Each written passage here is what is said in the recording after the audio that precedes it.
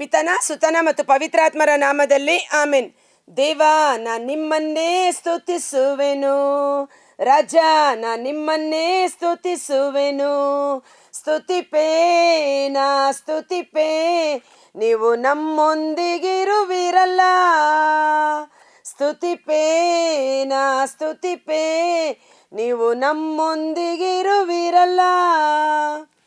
ಪ್ರಭು ಕ್ರಿಸ್ತರಲ್ಲಿ ಆತ್ಮೀಯ ಸಹೋದರ ಸಹೋದರಿಯರೇ, ಈ ದಿನದ ಮುಂಜಾನೆಯ ಜೀವಸ್ವರ ಪ್ರಕಟಣಾ ಗ್ರಂಥ 20ನೇ ಅಧ್ಯಾಯ. ತರುವಾಯ ದೇವದೂತನೊಬ್ಬನು ಸ್ವರ್ಗದಿಂದ ಇಳಿದು ಬಂದುದನ್ನು ಕಂಡೆ. ಆತನ ಕೈಯಲ್ಲಿ ಪಾತಾಳದ ಬೀಗದ ಕೈ ಮತ್ತು ದೊಡ್ಡ ಸರಪಣಿ ಇದ್ದವು. ದೇವದೂತರುಗಳು ಶಕ್ತಿಯಲ್ಲೂ ಬಲದಲ್ಲೂ ಎಷ್ಟು ಪರಾಕ್ರಮಶಾಲಿಗಳು ಎಂಬುದು ನಮಗೆ ವ್ಯಕ್ತವಾಗುತ್ತದೆ. ಈ ದೇವದೂತನ ಕೈಯಲ್ಲಿ ಪಾತಾಳದ ಬೀಗದ ಕೈ ಮತ್ತು ಸರಪಣಿಗಳು ಇದ್ದವು. ಪ್ರಕಟಣಾ ಗ್ರಂಥ 1ನೇ ಅಧ್ಯಾಯ ವಚನ 17 ಮೇಲ್ಪಟ್ಟು ಪ್ರಭು ಯೇಸು ನುಡಿದರು, ಇಗೋ, ನಾನು ಮರಣ ಹೊಂದಿದೆ ನಿಜ, ಆದರೆ ಮರಣದ ಅಧಿಕಾರಿಯಾದ ಸೈತಾನನನ್ನು ಗೆದ್ದು ಮೃತ್ಯುಂಜಯನಾಗಿದ್ದೇನೆ. ಪಾತಾಳ ಮತ್ತು ಮೃತ್ಯುವಿನ ಬೀಗದ ಕೈಗಳು ನನ್ನ ವಶದಲ್ಲಿವೆ ಎಂದು ಯೇಸು ತನ್ನ ಮರಣದ ಮೂಲಕ ಸೈತಾನನ ಆಧಿಪತ್ಯವನ್ನು ಅಧಿಕಾರವನ್ನು ನಿಷ್ಕ್ರಿಯ ಮಾಡಿ ಆ ಮರಣ ಲೋಕವನ್ನು ತನ್ನಗೆ ವಶಪಡಿಸಿಕೊಂಡಿದ್ದಾರೆ. ಸೊ ಇಲ್ಲಿ ಪ್ರಭು ಯೇಸು ತೆಗೆದುಕೊಂಡ ಆ ಒಂದು ಕೀಯನ್ನು ಆ ಒಬ್ಬ ದೇವದೂತನಿಗೆ ಕೊಡಲಾಯಿತು. ಆತನ ಕೈಯಲ್ಲಿ ಪಾತಾಳ ಲೋಕದ ಬೀಗದ ಕೈ ಮತ್ತು ದೊಡ್ಡ ಸರಪಣಿ ಇತ್ತು. ಪಿಶಾಚಿಯೂ ಸೈತಾನನು ಆಗಿರುವ ಘಟಸರ್ಪವನ್ನು, ಅಂದರೆ ಪುರಾತನ ಸರ್ಪವನ್ನು ಆತನು ಹಿಡಿದು 1000 ವರ್ಷಗಳ ಕಾಲ ಬಂಧನದಲ್ಲಿಟ್ಟನು.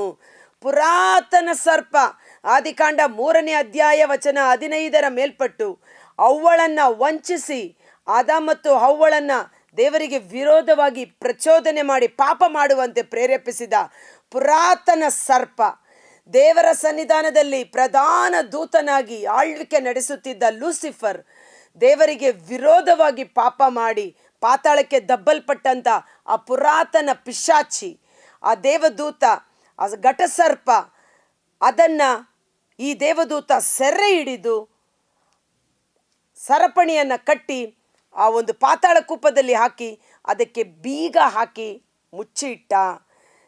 ಸೈತಾನನನ್ನು ಸೆರೆ ಹಿಡಿಯಲಾಯಿತು. ಇಡೀ ಲೋಕವನ್ನು ವಂಚಿಸುತ್ತಿದ್ದ, ಇಡೀ ಲೋಕವನ್ನು ಮರುಳು ಮಾಡುತ್ತಿದ್ದ ಆ ಘಟಸರ್ಪ ಸೈತಾನ ಎಲ್ಲ ಕುತಂತ್ರಗಳಿಗೆ ಲೀಡರ್ ಆಗಿದ್ದ, ಅವನನ್ನು ಹಿಡಿದು ಬಂಧನದಲ್ಲಿಟ್ಟನು. ಸೊ ಸೈತಾನನಿಗಿಂತಲೂ ದೇವದೂತರುಗಳು ಇಲ್ಲಿ ಪರಾಕ್ರಮಶಾಲಿಗಳು ಎಂದು ನಮಗೆ ವ್ಯಕ್ತವಾಗುತ್ತದೆ. ಆ ದೇವದೂತರಿಗಿಂತಲೂ, ಅಷ್ಟು ಪರಾಕ್ರಮಶಾಲಿಯಾದ ದೇವದೂತರಿಗಿಂತಲೂ ದೇವರು ನಮ್ಮನ್ನು ಬಹಳವಾಗಿ ಪ್ರೀತಿ ಮಾಡಿದ್ದಾರೆ. Praise the lord.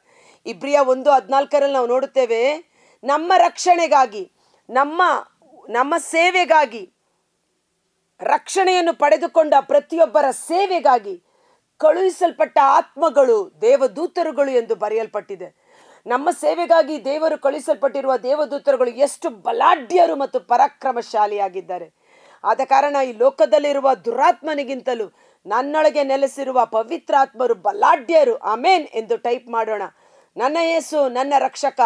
ದೇವದೂತರಿಗಿಂತಲೂ ನಾವು ದೇವರಿಗೆ ಅಮೂಲ್ಯರಾಗಿದ್ದೇವೆ ಎಂಬುದು ಬಹಳ ನಮ್ಮ ಗಮನದಲ್ಲಿಡಬೇಕಾದ ವಿಷಯ. ಈ ದೇವದೂತ ಎಷ್ಟು ಶಕ್ತಿಯಲ್ಲಿ ಬಲಶಾಲಿಗಳಾಗಿದ್ದಾರೆ. ಅದೇ ದೇವದೂತರುಗಳು ನಮ್ಮ ಸೇವೆಗಾಗಿ ಕಳುಹಿಸಲ್ಪಟ್ಟಿದ್ದಾರೆ. ನಿನ್ನ ಕಾಲು ಕಲ್ಲಿಗೆ ತಾಗದಂತೆ ನಿನ್ನನ್ನು ಅಂಗೈಯಲ್ಲಿ ಎತ್ತಿಕೊಳ್ಳುವಂತೆ ನನ್ನ ದೂತರಿಗೆ ಅಪ್ಪಣೆ ಕೊಟ್ಟಿದ್ದೇನೆ ಎಂದು ನುಡಿದಿರುವ ದೇವರು. ದೇವದೂತರುಗಳು ಬಲದಲ್ಲಿ ಶಕ್ತಿಯಲ್ಲಿ ಎಷ್ಟು ಪರಾಕ್ರಮಶಾಲಿಗಳು ಎಂದರೆ, ಪ್ರವಾದಿ ಯೆಶಾಯನ ಗ್ರಂಥ 37ನೇ ಅಧ್ಯಾಯದಲ್ಲಿ ನಾವು ಒಂದು ಘಟನೆಯನ್ನು ನಾವು ನೋಡುತ್ತೇವೆ. ಅರಸ ಹಿಜ್ಕೀಯನಿಗೆ ವಿರೋಧವಾಗಿ ಸೆನೆರಿಬ್ ಎಂಬ ರಾಜ ಯುದ್ಧ ಮಾಡಲು ಬರುತ್ತಾನೆ. ಅವನು ರಬ್ಷಾಕೆ ಎಂಬ ತನ್ನ ದೂತನನ್ನು ಕಳುಹಿಸಿ ಸೇನಾಪತಿಯನ್ನು ಕಳುಹಿಸಿ ಅವಾಚ್ಯ ಶಬ್ದಗಳಿಂದ ಹೀನಾಯವಾಗಿ ಇಸ್ರಾಯೇಲರ ದೇವರನ್ನು, ಅರಸ ಹಿಜ್ಕೀಯನನ್ನು ದೂಷಣೆ ಮಾತುಗಳಿಂದ ಮಾತನಾಡುತ್ತಾನೆ. ಆ ಮಾತುಗಳನ್ನು ಕೇಳಿಕೊಂಡ ಇಸ್ರಾಯೇಲರೆಲ್ಲರೂ ಭಯಭ್ರಾಂತರಾಗಿ ತತ್ತರಿಸಿ ಹೋಗುತ್ತಾರೆ. ಈ ಸೆನೆರಿಬ್ ರಾಜ ಎಲ್ಲ ರಾಜ್ಯಗಳನ್ನು ವಶಪಡಿಸಿಕೊಂಡು ಬಂದ ವ್ಯಕ್ತಿ, ನಮ್ಮನ್ನು ಸಹ ಇವನು ವಶಪಡಿಸಿಕೊಳ್ಳುತ್ತಾನೆ ಎಂದು. ಅಂಥ ಸಮಯದಲ್ಲಿ ಹಿಜ್ಕೀಯ ರಾಜ ಯೆಶಾಯ ಪ್ರವಾದಿ ದೇವರ ಸನ್ನಿಧಾನದಲ್ಲಿ ಕುಳಿತು ಸರ್ವೇಶ್ವರನಲ್ಲಿ ಮೊರೆ ಇಡುತ್ತಾರೆ. ಅಲ್ಪ ಜನರಾಗಲಿ ಬಹು ಜನರಾಗಲಿ, ಅಲ್ಪಸಂಖ್ಯೆಯಾಗಿರಲಿ ದೊಡ್ಡ ಸಂಖ್ಯೆಯಾಗಿರಲಿ, ನಮ್ಮನ್ನು ಕಾಪಾಡುವುದು ನಮ್ಮ ದೇವರಿಗೆ ಸಾಧ್ಯ ಎಂದು ಸರ್ವೇಶ್ವರನಲ್ಲಿ ಅವರು ಉಪವಾಸವಿದ್ದು ಗೋಣಿತಟ್ಟನ್ನು ಧರಿಸಿಕೊಂಡು ತಮ್ಮನ್ನೇ ತಾವು ತಗ್ಗಿಸಿಕೊಂಡು ಪ್ರಾರ್ಥನೆ ಮಾಡಿದಾಗ ಅದ್ಭುತಕರವಾದ ಘಟನೆ ನಡೆಯುತ್ತದೆ. ಪ್ರವಾದಿ ಯೆಶಾಯನ ಗ್ರಂಥ 37ನೇ ಅಧ್ಯಾಯ 36. ಆಗ ಸರ್ವೇಶ್ವರ ಸ್ವಾಮಿ ದೂತನು ಹೊರಟು ಬಂದು ಅಸ್ಸೀರಿಯರ ಪಾಳೆಯ, ಸೆನರಿಬ್ ರಾಜನ ಅಸ್ಸೀರಿಯರ ಪಾಳೆಯದಲ್ಲಿ 1,85,000 ಮಂದಿ ಸೈನಿಕರನ್ನು ಮರಣಕ್ಕೆ ಈಡು ಮಾಡಿದನು. ಬೆಳಿಗ್ಗೆ ಎದ್ದು ನೋಡುವಾಗ ಅವರೆಲ್ಲರೂ ಹೆಣಗಳಾಗಿದ್ದರು. Price the lord. ಒಬ್ಬ ದೇವದೂತ, ಸರ್ವೇಶ್ವರನಿಂದ ಕಳುಹಿಸಲ್ಪಟ್ಟ ದೇವದೂತ ಇಳಿದು ಬಂದು ಅಸ್ಸೀರಿಯರ ಪಾಳೆಯದಲ್ಲಿದ್ದ 1,85,000 ಮಂದಿಯನ್ನು ಸಾಯಿಸಿ ಹೋಗುತ್ತಾನೆ. ಇಸ್ರಾಯೇಲರಿಗೆ ಜಯ ಉಂಟಾಗುತ್ತದೆ. ಆದ ಕಾರಣ ನಮಗೆ ಜಯ ದೊರಕುವುದು ನಮ್ಮ ಸ್ವಂತ ಶಕ್ತಿಯಿಂದಲ್ಲ, ಬಲದಿಂದಲ್ಲ, ದೇವರ ಆತ್ಮರ ಬಲದಿಂದಲೇ, ದೇವರ ಕೃಪೆಯಿಂದಲೇ ನಮಗೆ ಜಯಶಾಲಿಗಳಾಗುವುದು. ನಮ್ಮ ವಿರುದ್ಧವಾಗಿ ಶತ್ರುಗಳು ಮಾಡುವ ಎಲ್ಲ ಕುತಂತ್ರಗಳು, ಆಯುಧಗಳು ಯೇಸುವಿನ ನಾಮದಲ್ಲಿ ನಿಷ್ಕ್ರಿಯವಾಗುತ್ತದೆ. ಆಮೇನ್. ನಮಗಾಗಿ ಯುದ್ಧ ಮಾಡಲು ದೊಡ್ಡ ದೇವದೂತರುಗಳ ದಂಡಿದೆ. ಆದ ಕಾರಣ ಭಯಪಡದಿರಿ. ಯೇಸುವಿನಲ್ಲಿ ವಿಶ್ವಾಸವಿಟ್ಟು ಈ ವಿಶ್ವಾಸದ ಹೋರಾಟವನ್ನು ಮುಂದುವರಿಸೋಣ. 2 ಪೇತ್ರ 2ನೇ ಅಧ್ಯಾಯ ವಚನ 4ರಲ್ಲಿ ಸಹ ಇದನ್ನೇ ನಾವು ನೋಡ್ತೇವೆ. ಸೈತಾನನನ್ನು ಬಂಧನದಲ್ಲಿಟ್ಟಿದ್ದೇವೆ. 2 ಪೇತ್ರ 2:4. ಪಾಪ ಮಾಡಿದ ದೇವದೂತರನ್ನು ದೇವರು ದಂಡಿಸದೆ ಬಿಡಲಿಲ್ಲ, ಅವನನ್ನು ನರಕಕ್ಕೆ ದಬ್ಬಿ ಅಂತಿಮ ತೀರ್ಪಿನ ದಿನವನ್ನು ಎದುರು ನೋಡುವತ್ತ ಕಾದಿರುವಂತೆ ಕಾರಿರುಳ ಕೂಪದಲ್ಲಿ ಕೂಡಿ ಹಾಕಿದರು. ಈಗ ಸೈತಾನನನ್ನು ಆ ದೇವದೂತ ಸೆರೆ ಹಿಡಿದು ಕಾರಿರುಳ ಕೂಪದಲ್ಲಿ ಕೂಡಿ ಹಾಕಿದ್ದಾನೆ. ಆ 1,000 ವರ್ಷಗಳವರೆಗೆ ಅದು ಜನಾಂಗಗಳನ್ನು ಮರುಳುಗೊಳಿಸದಂತೆ ದೇವದೂತ ಸೈತಾನನನ್ನು ಪಾತಾಳಕ್ಕೆ ದಬ್ಬಿ ಬಾಗಿಲು ಮುಚ್ಚಿ ಅದಕ್ಕೆ ಮುದ್ರೆ ಹಾಕಿದನು. 1,000 ವರ್ಷಗಳು ಪ್ರಭು ಯೇಸುವಿನೊಟ್ಟಿಗೆ ಹೊಸ ಒಂದು ಜೀವನ ಎಂದು ನಾವು ಬೈಬಲಲ್ಲಿ ನಾವು ನೋಡ್ತೇವೆ. 1,000 ವರ್ಷಗಳು ಸೈತಾನನನ್ನು ಜನರನ್ನು ಮರುಳುಗೊಳಿಸದಂತೆ, ಜನರನ್ನು ಹಿಂಸಿಸದಂತೆ ಅವನನ್ನು ಬಂಧನದಲ್ಲಿ ಇಡಲಾಯಿತು. ಮುಂದಿನ ಅಧ್ಯಾಯದಲ್ಲಿ ನಾವು ನೋಡ್ತೇವೆ, ಈಗ ಕಾರಿರುಳ ಕೂಪದಲ್ಲಿ ಅವನ ಬಂಧನದಲ್ಲಿಡಲಾಗಿದೆ. ಮುಂದಿನ ಅಧ್ಯಾಯದಲ್ಲಿ ಸಂಪೂರ್ಣವಾಗಿ ನಾಶ ಮಾಡಲಾಗುತ್ತದೆ. Price the lord. ಹಾಲೆಲೂಯ. ಆ 1000 ವರ್ಷಗಳ ಕಾಲ ಮುಗಿದ ಮೇಲೆ ಅವನಿಗೆ ಸ್ವಲ್ಪ ಕಾಲ ಬಿಡುಗಡೆ ದೊರೆಯುವುದು. ಆದ್ದರಿಂದ ಧೈರ್ಯವಾಗಿರಿ. ಈ 1,000 ವರ್ಷಗಳು ಭೂಮಿಯಲ್ಲಿ ಒಂದು ಶಾಂತಿ, ಸಮಾಧಾನ, ಅನ್ಯೋನ್ಯತೆ, ಐಕ್ಯತೆ ಇರುವುದು. ಕಾರಣ ಕಳ್ಳನು ಬರುವುದು ಕಳ್ಳತನ ಮಾಡಲು, ಕೊಲೆ ಮಾಡಲು, ನಾಶ ಮಾಡಲು.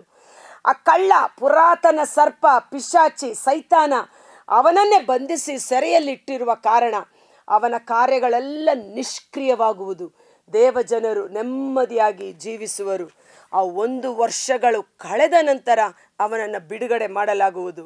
ಸೊ ನಾಳೆಯ ದಿನ ಈ 1 ವರ್ಷ ಕಾಲ ಜೀವನ ಹೇಗಿರುತ್ತದೆ ಎಂಬುದನ್ನು ನಾವು ಧ್ಯಾನಿಸೋಣ. ವಿಶೇಷವಾಗಿ ಏನೆಂದರೆ, ಆಕಾಶವೇ ನನ್ನ ಸಿಂಹಾಸನ, ಭೂಮಿ ನನ್ನ ಪಾದಪೀಠ ಎಂದು ನುಡಿದಿರುವ ದೇವರು. ಸ್ವರ್ಗ ದೇವರಿಗೆ ಸೇರಿದ್ದು, ಭೂಮಿ ಮನುಷ್ಯನಿಗಾಗಿ ಸೃಷ್ಟಿ ಮಾಡಲ್ಪಟ್ಟದ್ದು. ಈ ಲೋಕವನ್ನು ದೇವರು ಎಷ್ಟಾಗಿ ಪ್ರೀತಿಸಿದರೆಂದರೆ, ಯಾವುದನ್ನು ಪ್ರೀತಿ ಮಾಡಿದರು? ದೇವರು ಸೃಷ್ಟಿ ಮಾಡಿದ ಈ ಲೋಕವನ್ನು ದೇವರು ಪ್ರೀತಿ ಮಾಡಿದರು. ಈ ಲೋಕದ ಬಿಡುಗಡೆಗಾಗಿ, ಈ ಭೂಮಿಯ ರಕ್ಷಣೆಗಾಗಿ ತನ್ನ ಪುತ್ರನನ್ನೇ ತ್ಯಾಗ ಮಾಡಿದರು. ಆದ ಕಾರಣ ಈ ಭೂಮಿಯ ಮೇಲೆ ನಾವು ವಾಸಿಸಬೇಕು. ನೀತಿವಂತರು ಭೂಮಿಯನ್ನು ವಶಪಡಿಸಿಕೊಳ್ಳುವರು. ನಾವು ಈ ಲೋಕದಲ್ಲಿ ವಾಸ ಮಾಡಬೇಕು.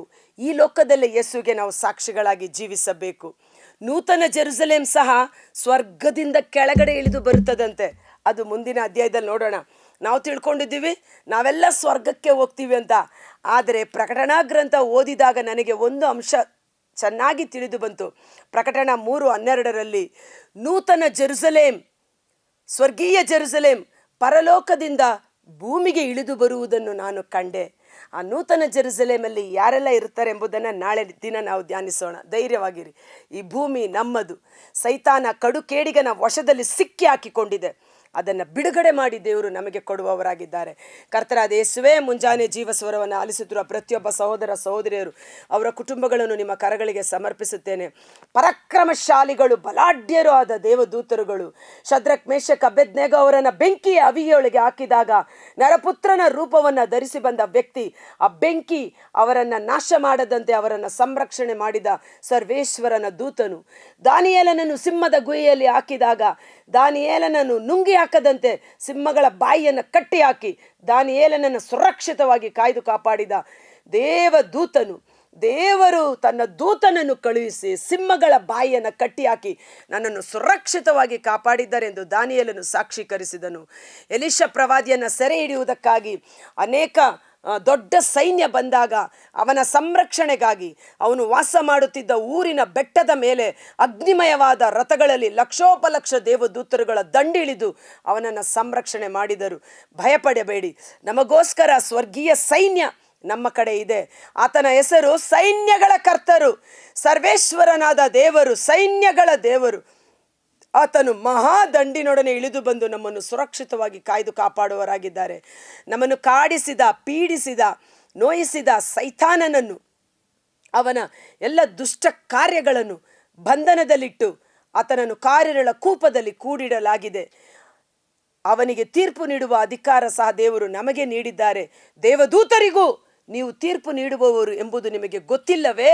1 ಕೊರಿಂಥ 6:2 ಸೈತಾನನ ಕೈ ಮೇಲಾಗದಂತೆ ನಾವು ಎಚ್ಚೆತ್ತುಕೊಳ್ಳೋಣ. ಪ್ರಾರ್ಥನೆಯಲ್ಲೂ, ಪರಿಶುದ್ಧತೆಯಲ್ಲೂ, ಆತ್ಮೀಕ ಜ್ಞಾನದಲ್ಲೂ, ಪವಿತ್ರಾತ್ಮರ ಕೃಪೆಯಲ್ಲಿ, ವರಗಳಲ್ಲಿ, ಫಲಗಳಲ್ಲಿ ಬೆಳೆದು ಯೇಸುವಿಗೆ ನೈಜ ಸಾಕ್ಷಿಗಳಾಗುವಂತೆ ಯೇಸುವಿನ ಅದ್ಭುತಕರವಾದ ನಾಮದಲ್ಲಿ ಪ್ರಾರ್ಥಿಸಿ ಬೇಡಿ ಹೊಂದಿಕೊಳ್ಳುತ್ತೇವೆ. ಆಮೆನ್. God bless you. ಈ ವಿಡಿಯೋ ಲಿಂಕನ್ನು ಪರರಿಗೂ ಶೇರ್ ಮಾಡಿ ಆಶೀರ್ವಾದವನ್ನು ಹೊಂದಿಕೊಳ್ಳಿ. Thank you.